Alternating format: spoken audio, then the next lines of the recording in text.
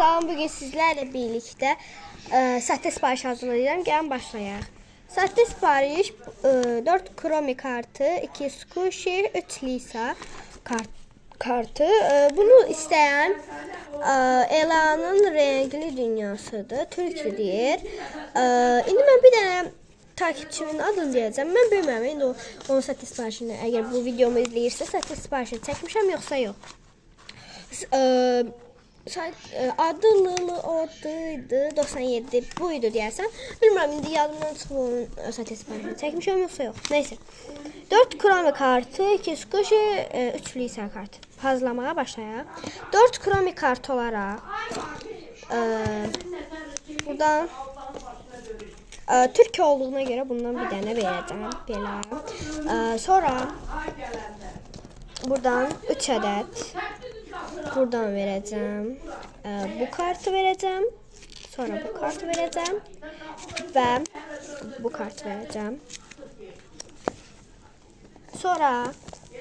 Sonra ise 2 squish olarak bu en sevdiğim squish'ini, bir de ki bu squish.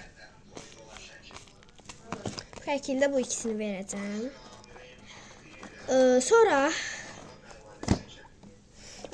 3 lisa kartı dir ki varsa eğer 3 lisa kartlara var lisa 3 tane lisa var. Bir bu.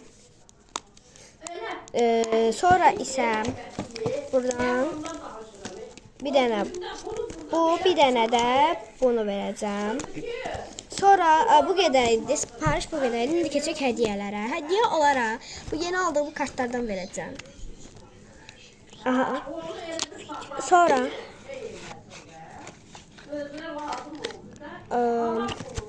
buradan bir tane bu kromini, bir de ki bu Hello Kitty'ni vereceğim. Aha, sonra buradan sticker vereceğim. Buradan bir tane bunu vereceğim. Bir tane de bu kromini. Sonra buradan pompon purin vereceğim bir tane. Zaten kabın özü pompon puriniydi. Burada pompon purin stikeri verdim. Sonra buradan bu stikerlerden vereceğim. Bu şekilde bu ve bunu vereceğim. Sonra hediyelik kartlardan vereceğim.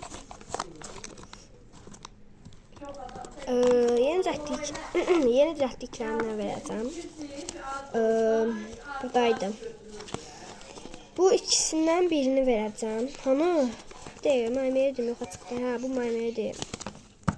Kartını vereceğim. Belə. Aha. Bir dakika, bu girməliyə bir dakika. Ha. Hiç ait olmayan bunlardan vereceğim. Nedense biraz fərqlilik olsun dedim. Bu ikisini. Sonra buradan freebies vereceğim. Sticker var buradan. Belə. Buradan Chromie freebies vereceğim. Şəkildə bu. Aha belə. Bu. Sonra söz kartlarından vereceğim. Bu buraya yapışım. Neyse. Buradan Pompon yazısı bu şekilde bu. Hediyeler de bu şekildeydi ama biraz farklılık olsun. Biraz farklılık. Bu stikerleri. Bugünkü videomuzda bu şekildeydi. Kanalıma abone olup like atmayı unutmayın. Sağ olun.